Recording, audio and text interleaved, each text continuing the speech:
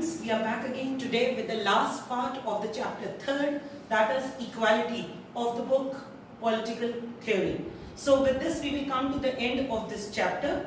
So in the last lectures we have discussed the concept of equality, the different types of equality, along with the concepts like feminism and socialism. Today in the last lecture we will be discussing about the fact that how can we promote equality. We have learned a lot of the things about the different types of equalities. Some people feel that a particular kind of equalities are linked, while some other ideologists feel that they all are separate. So the basic concept is that what all is required to establish equality as such. The first step is of establishing a formal equality.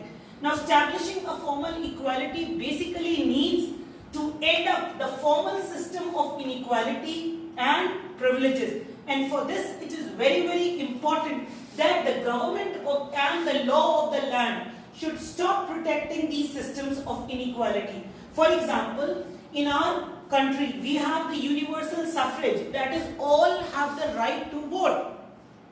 This basically right to vote is the first concept that establishes the concept of equality.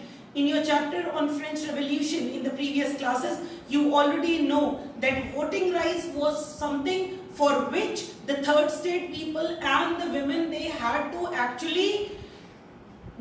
start a revolution for gaining voting rights, because voting right was given only to the nobles or the clergy or to the people with a particular level of owning a particular level of property.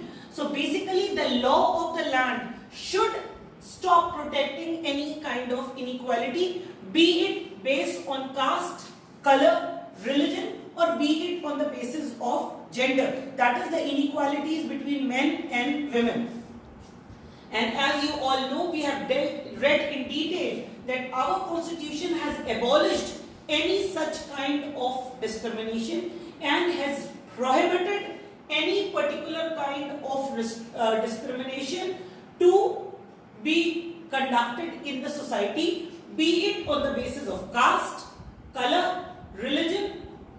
So our constitution has formally accepted the principle of equality and has incorporated it as identical treatment by law to all citizens without any regard to their color, caste, religion or gender. This we have discussed in detail on a chapter in Constitution, where we know that all citizens, irrespective of any kind of difference between them, all citizens have got a particular levels of right, all citizens enjoy those rights, and they all are equal in the eyes of law. So basically the law of the land and the government plays a very important role in establishing the formal equality. Now the second thing is equality through differential treatment.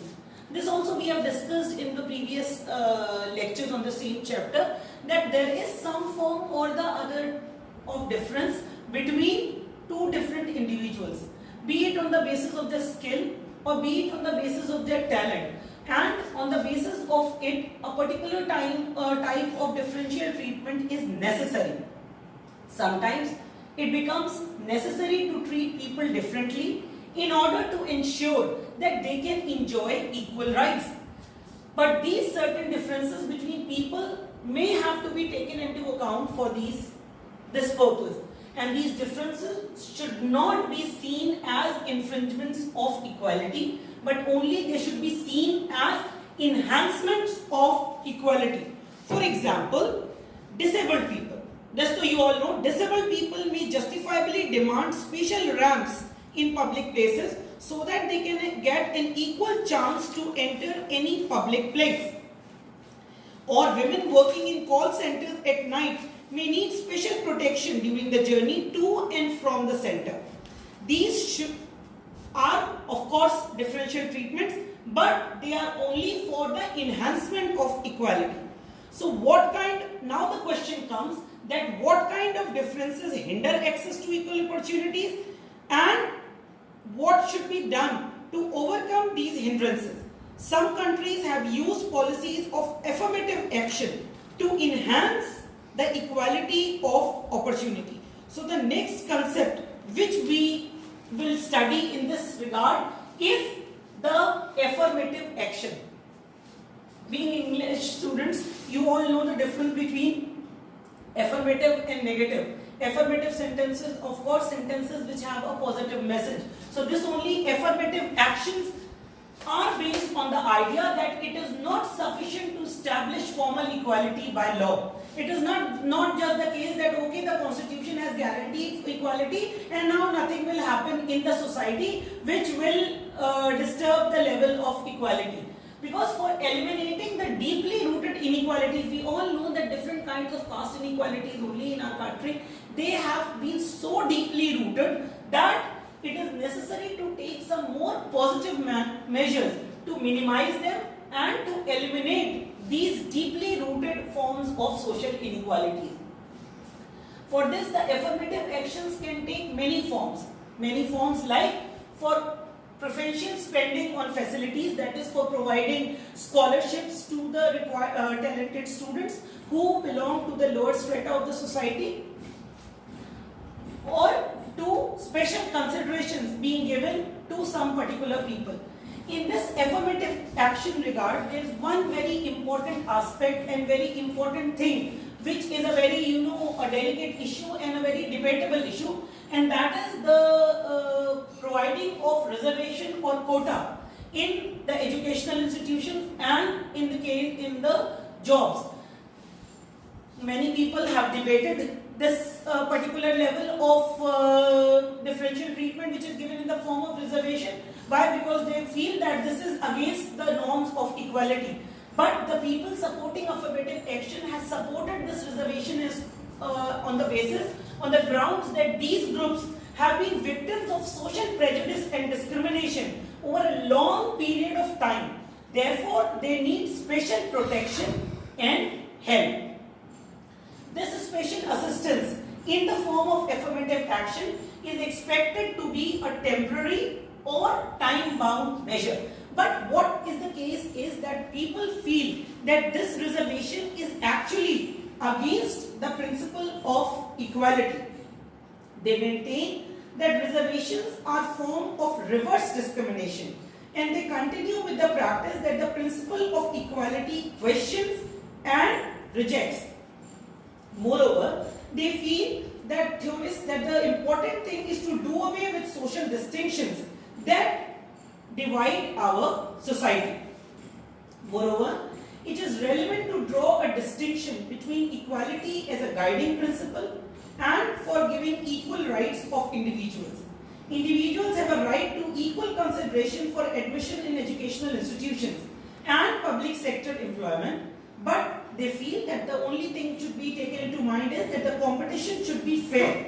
Sometimes when competing for limited seats or jobs, people from deprived strata may be at a disadvantage. That is, people belonging to this classes which have faced lot of discrimination over the years. So these members of excluded groups, whether they are Dalits, women or any other category, deserve and need some special help. In fact, the fact is that in the spheres of education and healthcare, India has done far less for its deprived population than what is their due. So, social and economic inequalities of this kind, they hinder the pursuit of equal opportunities.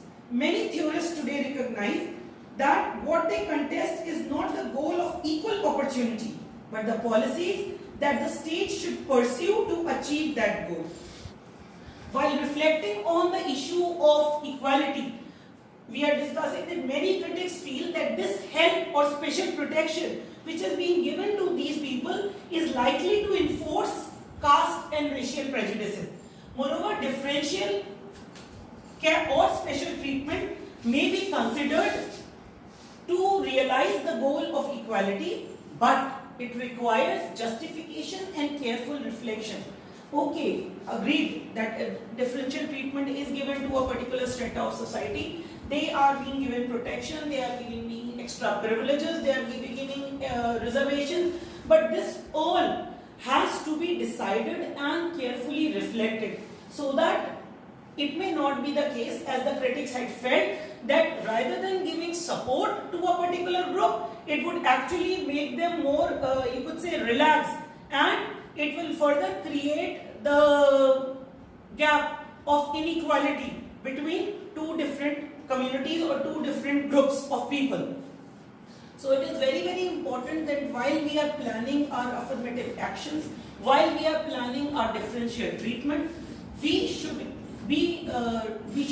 have a strong and deep discussion and reflection that whether these policies that we are planning are necessary, and they should not endanger the rights of some other groups. We do not want to give special treatment to one group on account of others.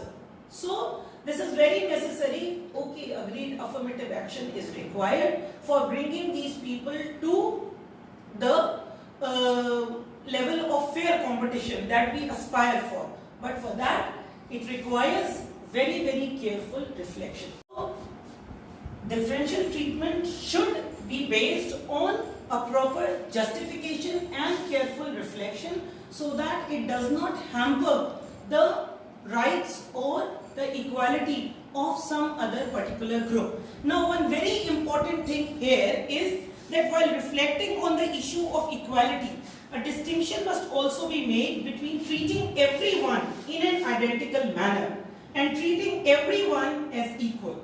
The latter may on occasions need differential treatment, but in all such cases, the primary consideration is to promote equality. Since differential treatment for different communities was part and parcel of the caste system, and practices like apartheid, that is based on the color, liberals are usually very tired of the deviations from the norm of identical treatment. Then many of these issues relating to the pursuit of equality have been raised by the women movement. We have already read about feminism. In the 19th century, women struggled for equal rights. They demanded, for instance, the right to vote, the right to receive degrees in colleges and universities, and the right to work, that is, the same rights as the men in the society. However, as they entered the job market, they realized that women required special facilities in order to exercise these rights. For instance, they required maternity leave provision, they required crashes in the workplace. Without special consideration of this kind, they cannot seriously compete for jobs or enjoy a successful professional and personal life. So, they need a particular kind of different treatment for enjoying the same rights as men. But of course, this particular treatment is not enhancing the inequality between men and women. As we deliberate on the issues of equality and examine whether different treatment is required or not, we continuously need to ask ourselves whether it is essential to give the differential treatment so that a set of people can enjoy the same rights. But this differential treatment should be justified only as a means of promoting an egalitarian society. So, as we have just seen the case of women, that providing crashes or giving the provision of maternity leaves is not hampering the rights or the main, you could say, rights of men. They are actually bringing men and women on the same platform, competing for the same rights. So hence you cannot say that this differential treatment is not justiciable. But before giving, as I am again saying, before giving any differential treatment, it should be checked that it is whether it is acceptable or not. With this we come to the end of a third chapter on equality.